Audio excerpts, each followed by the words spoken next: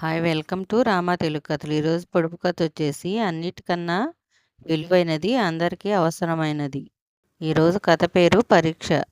రంగాపురంలో ఉన్న పాఠశాలలో ఒక గురువు ఉండేవారు. ఆయన తన శిష్యుల శక్తి సామర్థ్యాలను పరిశీలించడానికి అప్పుడప్పుడు పరీక్ష పెట్టేవాడు. ఒకరోజు శిష్యులను పిలిచి, ఈసారి పుస్తకంలో ప్రశ్నల పైన కాకుండా కాస్త భిన్నంగా ప్రకృతి గురించి పరీక్ష పెట్టాలనుకుంటున్నాను. ఈ పరీక్షకు పెన్ను, పేపరు అవసరం లేదని చెప్పారు. మరునాడు శిష్యులందరూ పరీక్షకు హాజరయ్యారు. గురువు వచ్చి ఆ విద్యార్థుల బృందంలోని తెలివైన ముగ్గురిని ఎంపిక చేశాడు. మీరు ముగ్గురు మన ఊరికి దగ్గరలో ఉన్న పెద్ద గుట్ట మీదకి ఎంతవరకు ఎక్కగలరో ఎక్కి రండి. వచ్చేటప్పుడు మాత్రం గుర్తుగా ఏదైనా గుర్తు కోసం ఆనవాలు పట్టుకురండి అని ఆదేశించి పంపారు. ఆ ముగ్గురు గుట్టపైకి వెళ్ళారు. గంట తర్వాత ఒక విద్యార్థి దిగి కిందకు వచ్చాడు.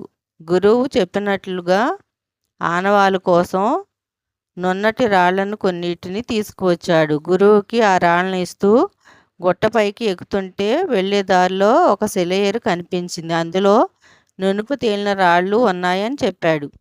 శిష్యుడు ఎంతవరకు ఎక్కి ఉంటాడో గురువుకు అర్థమైంది. మరో శిష్యుడు మధ్యాహ్నం తర్వాత వచ్చాడు. గుర్తు కోసం ఓ చెట్టు మూలికను తెచ్చి గురువుకు ఇచ్చాడు. ఆ మూలిక గుట్టు సగం పైకి ఎక్కితే గాని కనిపించదు. అంత దూరం వెళ్ళినందుకు తన శిష్యుడిని గురువు ప్రశంసించారు. ముచ్చటగా మూడో శిష్యుడు సూర్యాస్తమయం వరకు ఖాళీ చేతులతో ఎలాంటి ఆనవాళ్లు తీసుకురాకుండానే గురువు వద్దకు చేరాడు. వట్టి చేతులు తిరిగి వచ్చిన శిష్యుడిని ఆనవాళ్ళ కోసం ప్రశ్నించాడు. గురువుగారు, నేను గుట్ట ఎక్కుతున్నంతసేపు ఇంకా ఎక్కాలని అనిపించింది. శిఖరం కొన్న గుండు మీద నిలబడి చుట్టూరా చూశాను. ఆనవాలు ఏమీ తీసుకురాలేదు. కానీ ఆహా, పైనుంచి చూస్తే పచ్చని ప్రకృతి రమణీయత కనువిందుగా ఉంది. అంతేకాకుండా సముద్రాన్ని కూడా చూశాను. ఆకాశాన్ని చూస్తే నేలపై పందిరిపరిచినట్లు ఉంది అని ఎంతో ఉత్సాహంగా అన్నాడు. శిష్యుడు చెప్పే మాటల్లో నిజాయితీ కనిపించింది. శిష్యుడు వెన్నుతడుతూ ఉన్నత శిఖరాన్ని అధిరోహించిన వారికే అంచులు లేని సముద్రం కనిపిస్తుంది అని అభినందించాడు. ఇతడే విజేత అని ప్రకటించాడు. ఏ విషయమైనా తొందరపడకుండా అధ్యయనం చేయాలి.